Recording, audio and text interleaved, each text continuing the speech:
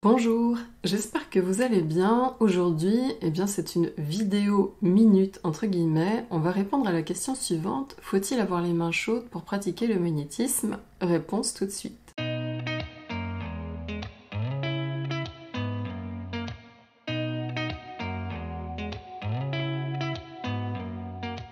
Donc bienvenue aux anciens et aux nouvelles personnes qui nous rejoignent sur la chaîne aujourd'hui. Je me présente très vite, je m'appelle Lucie, je suis magnétiseuse en micro-entreprise. Regardez la précédente vidéo, vous comprendrez mieux. Et donc je reçois à mon cabinet en séance individuelle et je propose aussi des formations en ligne ou en présentiel pour vous apprendre à développer vos capacités énergétiques, donc magnétisme, clairvoyance ou médiumnité, voilà, selon ce qui vous intéresse. Et donc je remets toujours le lien des mini-cours et de mes activités. Les mini-cours sont gratuits. Vous retrouvez tout ça en lien en description de chacune de mes vidéos. Donc pour répondre à cette question, est-ce qu'il faut avoir les mains chaudes pour pratiquer le magnétisme? On a déjà en fait besoin de décortiquer certaines choses, certaines notions. Déjà, c'est de peut-être désamorcer la croyance. Pourquoi est-ce qu'on considère qu'il faut avoir les mains chaudes pour pratiquer le magnétisme? D'où ça vient cette affirmation? D'où vient cette croyance? Et c'est parce que très souvent, la moyenne, chez la moyenne des magnétiseurs ou de ceux qui pratiquent l'énergétique, il y a ce phénomène des mains qui se mettent à chauffer. Moi-même, dans les mini-cours gratuits que je vous propose en magnétisme, dans le 3e volet, donc sans trop vous spoiler, vous allez faire un exercice et je vous donne aussi une liste des différentes, des différents indicateurs que vous pouvez relever qui vont vous aider à confirmer si oui ou non vous avez une prédisposition au magnétisme. Et le fait d'avoir les mains qui s'activent et qui se mettent à chauffer, ça peut être un indicateur à cette prédisposition. Mais ça ne veut pas dire qu'il faut absolument avoir les mains qui chauffent pour confirmer que le magnétisme est accessible pour vous ou que vous ayez ou pas une prédisposition. Donc on va essayer de reclarifier encore ça. C'est-à-dire que ce qui se passe, et ça j'en avais parlé dans une vidéo où je vous disais comment faire on-off avec votre magnétisme, je vous la remets là, c'est-à-dire qu'il y a des situations, admettons vous avez une personne à côté de vous qui ne se sent pas très bien, vous pouvez soit le savoir, soit ne pas en être conscient, et qu'est-ce qui va se passer? C'est que d'un coup, vos centres et vos champs chiromagnétiques vont s'activer dans vos mains. Et selon, votre sensibilité nerveuse et la manière dont votre corps réagit sur un plan purement biologique, et donc c'est-à-dire juste au niveau de l'afflux sanguin, vos mains peuvent se mettre à chauffer, mais pas forcément. Chez certains c'est de la chaleur, chez beaucoup c'est de la chaleur, mais chez d'autres c'est une sensation de lourdeur, de poids dans les mains, de vibration, de pulsation, de tournoiement, de spiralement, de bouillonnement, d'électricité. Donc en fait, en fonction de votre nature, de la configuration de votre système nerveux et de votre système biologique, vous allez avoir une réponse différente dans les mains lorsque votre magnétisme va s'activer. Et donc c'est important de ne pas faire l'amalgame et de se dire voilà, magnétisme égale chaleur dans les mains. Non, ça c'est pas vrai du tout. Même si on va retrouver cet aspect sensation de chaleur chez beaucoup de magnétiseurs ou de praticiens en énergétique, que ce soit amateurs ou professionnels, là je mets tout le monde dans la même catégorie, on va dire dès que vous faites des travaux énergétiques avec votre magnétisme, je vous mets dans la catégorie des magnétiseurs ou des praticiens ou des pratiquants en magnétisme. Donc la chaleur n'est pas un indicateur obligatoire, c'est simplement que comme c'est un phénomène qui a une occurrence assez forte, assez élevée, ça fait partie des indicateurs que l'on peut souligner puisqu'il est très fréquent. Et après voilà, on peut allonger la liste et dire qu'il y a encore une multitude de nuances, de sensations que l'on peut avoir dans les mains. Ces sensations, donc, elles viennent de deux choses. Lorsque déjà vous avez simplement une action, une activité manuelle, forcément le corps répond et il y a un afflux sanguin. Et là je parle juste d'activité manuelle sans forcément, d'aspect énergétique.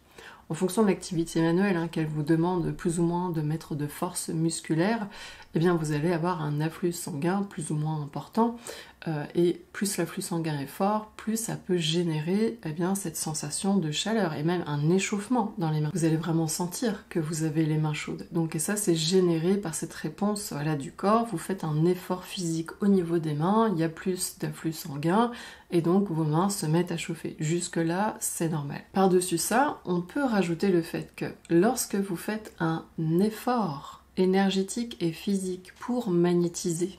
Parce qu'en fait, ça vous demande un effort qui est surtout énergétique, mais qui est quand même physique.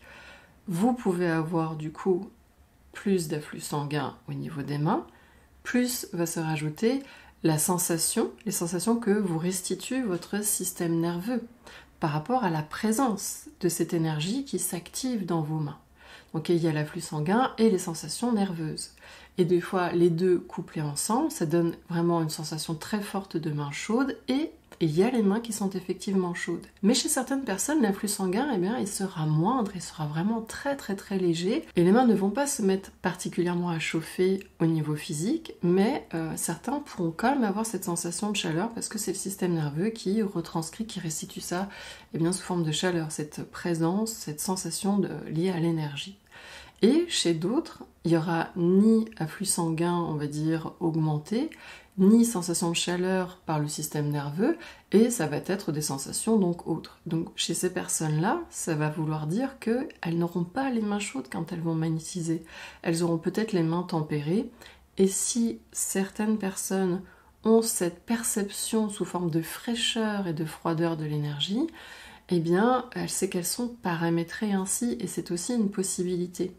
Donc si vous avez du chaud dans les mains, eh bien c'est bien. Si vous avez du froid ou d'autres sensations, c'est bien aussi. Ça ne veut pas dire que vous êtes plus prédisposé au magnétisme si vous avez les mains chaudes que si vous ne les avez pas. Et si vous faites partie des personnes qui ont des problèmes de circulation sanguine, je pense notamment avec le syndrome de Raynaud, bien, dans votre quotidien, vous vous apercevez que vous pouvez continuer d'utiliser vos mains. Vos mains restent physiquement disponibles. Eh bien, sachez que sur le plan énergétique aussi, vos centres et vos champs chiromagnétiques restent disponibles et restent du coup capables d'être en activité et de se mettre en rayonnement et de générer du magnétisme. Ce rayonnement énergétique, il est bien concret, il est bien réel, il va bien être reçu par la personne que vous magnétisez. Et si vous avez en plus une personne qui est relativement sensible, elle pourra vous donner son feedback et vous dire, eh bien, j'ai senti un engourdissement dans les mains, dans les bras, dans les jambes, j'ai senti des vagues, des vibrations, j'ai senti du froid, j'ai senti du chaud, et ce sera complètement déconnecté, vous, de la sensation de froid que vous pourriez avoir dans les mains. L'énergie ne va pas être bloquée par le fait que vous ayez les mains froides ou que vous ayez les mains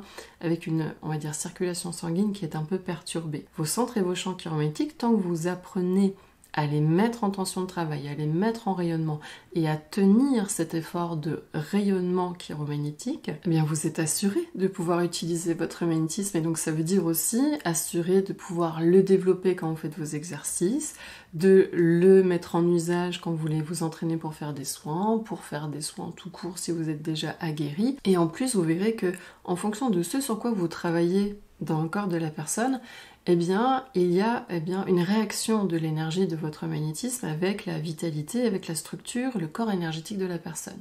Et j'ai remarqué que par exemple, si je devais faire un travail pour revitaliser donc en énergie certains organes, l'organe au début paraît froid. Donc par exemple, je prends un estomac ou des intestins, lorsque je pose les mains et que j'imprègne d'énergie, bien, la réponse est, comme on va dire, il y a une sorte d'absence de réponse et une absence de chaleur que moi je vais donc interpréter comme une baisse de vitalité. Et lorsque je veux revitaliser l'organe, eh bien, petit à petit se crée une sorte de chaleur énergétique. Et cette chaleur énergétique, elle est purement énergétique, c'est-à-dire que je peux avoir les mains froides et la personne va ressentir du chaud ou toute autre sensation en fonction de sa configuration nerveuse, mais il y a un phénomène de friction énergétique entre mon magnétisme et la structure énergétique et l'énergie contenue dans cette structure énergétique, et cette friction dégage souvent et est perçue souvent comme une sorte de chaleur énergétique. Mais c'est décorrélé, c'est déconnecté de la sensation et de la réelle chaleur, de la réelle température de mes mains. Donc je peux avoir les mains fraîches, les mains tempérées ou les mains chaudes, eh bien cet effet de chaleur énergétique va quand même se créer. Tout comme lorsque je travaille pour dissoudre certains grumeaux, certains caillots énergétiques, mon magnétisme va se mettre à chauffer pour les faire fondre. Eh bien, comme je vous disais juste avant, mes mains ne vont pas, elles, particulièrement être chaudes. Des fois elles le sont, des fois elles le sont pas. On va dire c'est anecdotique, vraiment. Donc voilà, j'espère que cela va vous rassurer. Des fois j'ai les mains très fraîches et cela ne m'empêche pas de faire du magnétisme, cela ne m'empêche pas du tout de faire mes exercices de développement. Donc quelle que soit la température de vos mains, vous pouvez faire usage de vos centres et de vos champs chiromagnétiques et donc vous pouvez prodiguer votre magnétisme. Et ce que je vous invite à faire, c'est de passer à la pratique. Ne restez pas coincé au niveau de votre mental, à vous poser sans cesse des questions. L'énergétique, c'est quelque chose qui a besoin d'être expérimenté, d'être vécu. Donc vous avez les mini-cours. Dans les vidéos aussi, je vous donne des explications de protocole de soins et si vous en connaissez déjà, passez à la pratique, expérimentez dans un cadre d'entraînement. Vous n'êtes pas là pour assurer aux gens « oui, je vais te faire un soin de ceci, de cela, tu vas voir, ça va aller mieux ». Non, ici, je vous propose de vous entraîner, d'expérimenter, d'explorer, d'observer, d'étudier et de recueillir le feedback des personnes auprès de qui vous allez faire des exercices. Et de recueillir aussi votre propre feedback. Qu'est-ce que vous percevez en termes de sensations? Parce que si vous restez trop focusé sur l'aspect chaleur, vous allez peut-être passer à côté d'autres sensations. Donc voilà, soyez à l'écoute de votre corps, soyez aussi à l'écoute de ce que la personne à qui vous faites des soins peut vous dire. Et voilà, observez, analysez, recueillez ces informations et donc quelle que soit la température de vos mains, vous verrez que votre magnétisme est bel et bien là. Donc j'ai terminé pour la réponse à cette question. Si vous êtes toujours avec moi, je vous remercie beaucoup et je vous invite à mettre un pouce levé, à partager la vidéo aux personnes qui se posent cette question et dites-moi en commentaire quelles sont les sensations que vous avez quand vous faites vos exercices ou quand vous magnétisez quelqu'un et ça permettra du coup à tout le monde de voir qu'il n'y a pas qu'une seule façon de ressentir l'énergie. Donc merci d'avance pour vos partages et si vous n'êtes pas encore abonné à la chaîne, pensez à faire ce clic, ça soutient mon travail, je vous en remercie beaucoup et pensez aussi à activer la cloche des notifications. Et en attendant cette prochaine vidéo, je vous souhaite de belles explorations, de belles expériences, de belles pratiques, que ce soit pour votre développement de magnétisme ou que ce soit dans les soins que vous pouvez prodiguer aux autres et je vous dis à très bientôt.